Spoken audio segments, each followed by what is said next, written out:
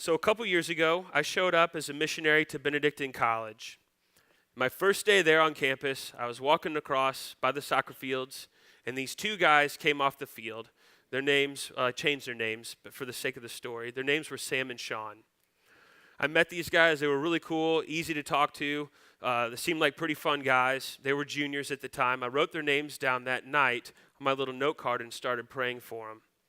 A few weeks later, I ran across them on campus, and they said, "Dave, why don't you come down and check out our apartment? We put up some Christmas lights."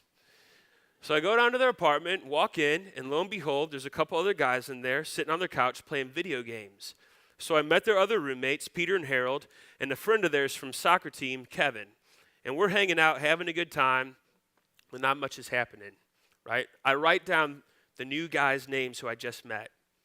Right, the new contact section of the depth chart is so important because as evangelists, you have to constantly be meeting new people to share the gospel with. You have to have your mind open of who are you meeting on a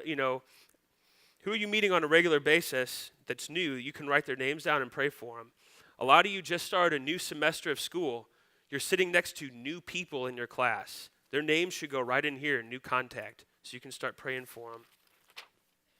You also see that I start putting Sam and Sean under the evangelizing column.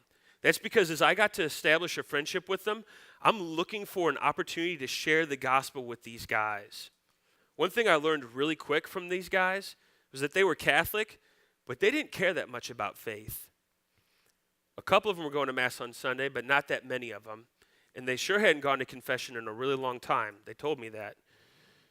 So I'm hanging out with them, getting to know them a little bit. About 9 months goes by, the next school year starts, and these guys now move into the number one party house at Benedictine College, and I'm friends with them.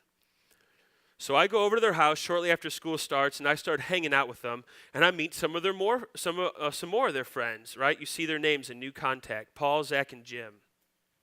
And I'm praying for an opportunity to share the faith with these guys. And November rolls around, and we have a couple open spots to go out to Denver for the Focus Conference.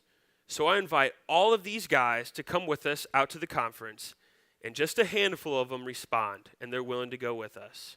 They go out to Denver, and Saturday night in the ballroom, a few of them had a profound encounter with Jesus Christ, and they went back to confession after having not gone since 8th grade. Right, they're bawling. They're back on fire with their faith. So we get back on campus, and this is a different ballgame now. It's no longer about trying to share the gospel with a couple of these guys. Now I'm trying to establish them as new disciples in the Christian life. You can see I wrote their names underneath the build and establishing. Right? These are guys who responded to the gospel invitation. And this is where the story gets a little crazy. A couple of weeks after getting back from the Focus Conference, Sam and Sean invite me and another guy to start leading a Bible study in their house. This is number one party house on campus. And we've just been invited to lead Bible study with them.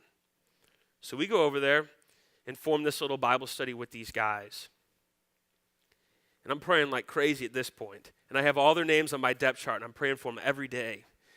2 weeks in the Bible study, we're there, we're reading scripture, and one of the guys asks, "So why did Jesus come? What is this whole Christianity thing about?" Woo!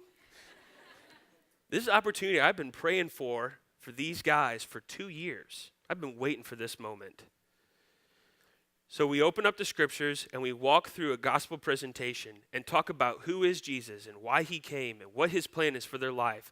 And that night, a handful of those guys recommitted their life to Jesus Christ, and the next day went to confession with the priest up on campus and started going to Mass again. Thanks be to God.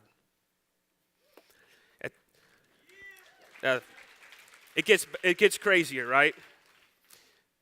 So now I see that Sam and Sean, they've invited me to come lead the Bible study. They're kind of like the ringleaders, right? When I'm not there with Bible study, they're having these conversations at their house about how to take faith more seriously. They're helping hold each other accountable to go into Mass. They're starting to build up some disciples of their own, right? So I moved their names over to equipping column, because now when we get together, I'm trying to equip them to be disciple makers, to take what we share in Bible study and to share it with their friends. And what happens is Sean start sharing what we go over in Bible study with a non-Catholic friend of his. And guess what? This year, that non-Catholic friend is coming into the Catholic Church. And he's hoping to start leading a Bible study this semester. That's the cool part.